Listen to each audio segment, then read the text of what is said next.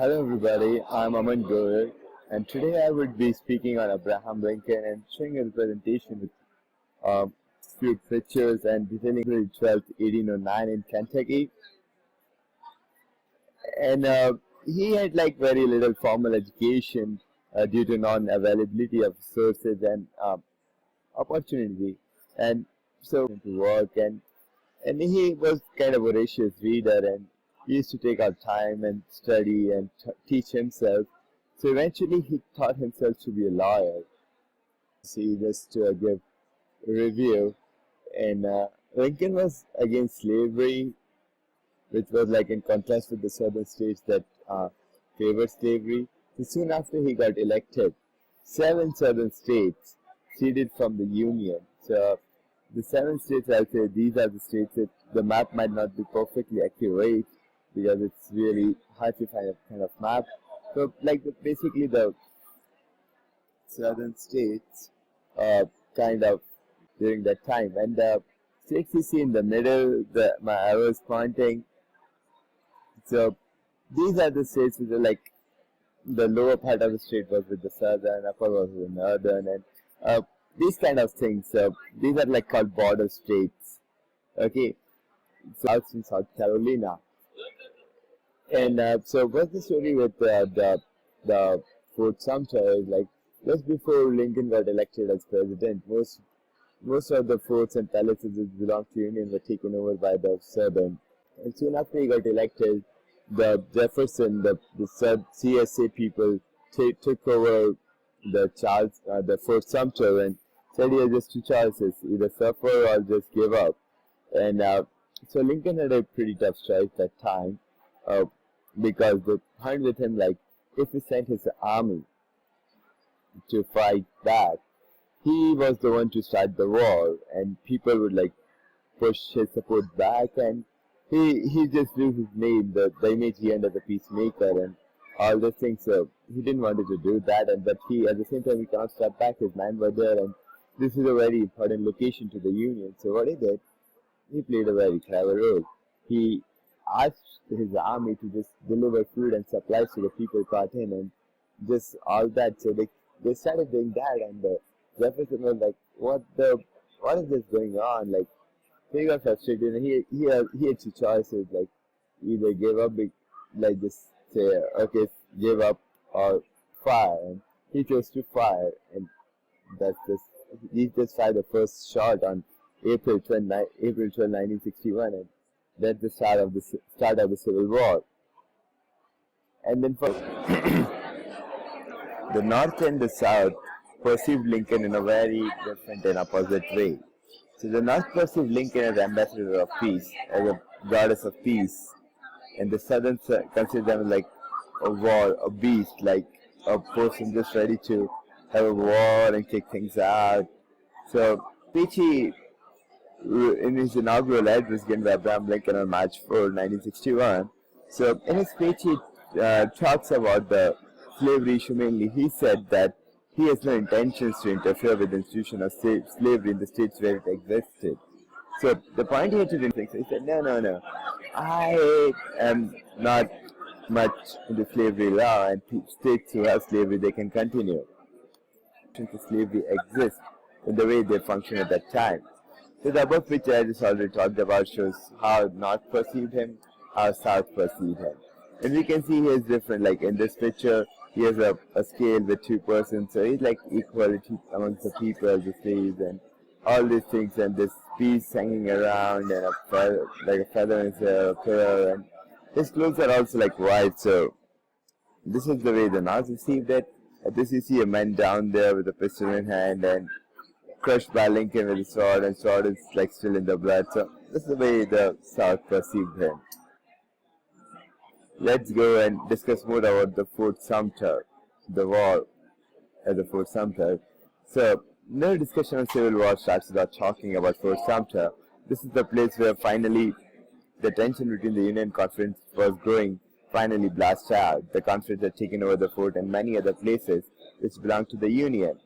And Fort Sumter was one of the very important strategic positions. The CSA was not ready to give the fort back and wanted the Union to surrender or face it. On the other side, Lincoln knew that if he sent army to fight, then he might lose, what I just discussed in my previous slide. So he played a smart move and started supplying them with the necessary supplies, and he was just like waited for the other side to react. So the general from the Confederate has to take steps. Otherwise, things would be just hanging around and his plan might fail. So he ordered his army to fire, and hence, that is now known as the first shot of Civil War. And the Fort Sumter is the place where the Civil War began. So let's go next. We all know Lincoln called 75,000, as I discussed before, Lincoln called 75,000 people when the war broke out, 75 volunteers. So given a proportionate quota to meet, 17 regiments, like 2,280 men from New York, you can see in the picture. So it's an illustration and art. Illustrator artist Thomas Nast immortalized the 7th Regiment departed on April 19, 1861. So divided 1961 from the New York City in its largest painting. So see all the people like marching with the swords in hand, and he's a kid also, and it's like people are just the state is in the awe of the war, and like there's flags everywhere, and people are just so enthusiastic and ready to go. And so this is how Abraham Lincoln called them and asked them to help. So 64 was very challenging for Lincoln. All the efforts for negotiating peace were falling apart. With all the events happening, Lincoln soon came to believe that this has no chance for getting re-elected for the next 10 years, because civil was going on. It was massacre. It's already a very long war, like 4 years in continuous, and it's but he won the point, like he won the November elections in 1864 and began his second term, and the war was fast drawing to its end. His main concern has now shifted to reconciliation of the nation. So I like to go back and discuss like what between 1861 to 1864. Before that, we can just talk about this one more thing. I just like wanted to present this here in all different way to give you a better aspect, like okay, this was the result, and we step back and see what was the cause for that result. So let's talk about this poster, which I like very interesting. So this is Abraham Lincoln on left hand side, this is Jefferson, and this is one of the other presidential candidates called George Brinton. So the card is like very spasmodic, like it doesn't show the real thing. So this is a rare pro-democrat card and presidential aspirant. John Brinton McLean is portrayed as the intermediary between Abraham Lincoln and Confederate President Jefferson Davis, and the design is showing like he wants a union, and Lincoln and Jefferson wants to break it down, and Lincoln wants to give the North, Jefferson wants to give the South. But that's not true way I know. Lincoln wanted to be united. He didn't want the two countries to apart, and so these small lines say Davis pulls at the southern portion and says no peace without separation. Lincoln tugs and says no peace without abolition, and that's how it was. And let's get a little back and see. So this is the Battle of Gettysburg in 1863. If we go on the picture, if you see on the left hand side, there are a lot of people. So this is the north side with an America flag, and see, it's like more than 60% of the picture is shown, and the remaining like very few soldiers, they are not well dressed and all stuff. So this is the CSA conference rates, and this shows like the side was really heavy on this side. That means Union was heavy on southern states. And if we talk this battle is one of the important battles happened, and the most important, like the thing about this battle, after this battle, Abraham Lincoln came to this place and gave a speech which became very famous, and still now kids from all places read this in their textbooks. And so this war was one of the important battles, as I already discussed. And battle in July 1863, the battle permanently turned the tide of the Civil War towards the CSA, and the Union won this battle. And let's our Gettysburg Address.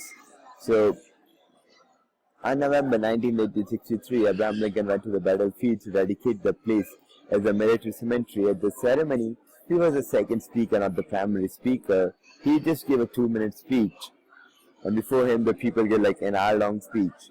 So his 2-minute speech was so touched the people, and it just became the highlight of the ceremony, and known as still well known as the Gettysburg Address.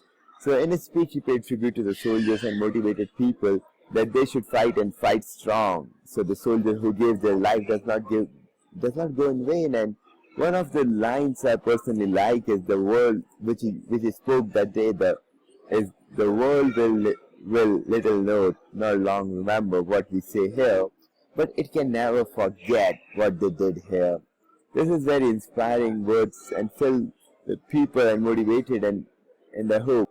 The picture however is an illustration which was made much later after the address. No artist could make the picture at the same time because it was just a 2-minute speech. So people just later on made this kind of picture. Thing as an end. And as you all know, Lincoln was assassinated. So the unafraid risk-taker was assassinated on April 11, 1865, just 2 days after he officially won the Civil War. A man when have ideas which challenge the society, the ideas which are revolutionary, and he wanted to change the society for better, then there would be definitely people around who will hate him, who will want to get him off their way as he has directly challenged them. So Lincoln was assassinated by John Wilkes Booth, who was a fervent believer in slavery and white supremacy. He shot Lincoln by entering into the presidential box of Ford's Theater, where Lincoln was present to watch a British comedy. Lincoln could survive more than 12 hours after he was shot in his head by the assassinator. My last word on Lincoln. So as we see, the President Lincoln had a very special weapon, his words, which were very crucial to him, and one of the reasons for his success in the Civil War. After reading his speeches and letters and seeing his growth from a young and eager Indian officer to the President Lincoln as you know him today, so I just realized like he used his words brilliantly, like completely mind-blowing, and his words were his main power, and he was willing to sacrifice, willing to risk and sacrifice life and resources.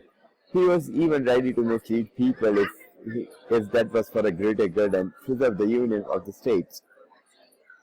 His one of the underlying aim was the destruction of slavery, which he was successful at, and he made an America that would be an inspiration to the world. The picture here on the slide is a statue of Abraham Lincoln at the memorial when he passed by, when he was dead. A memorial service administrations were held in Washington D.C. and afterwards at extra areas as he was transported to his entombment.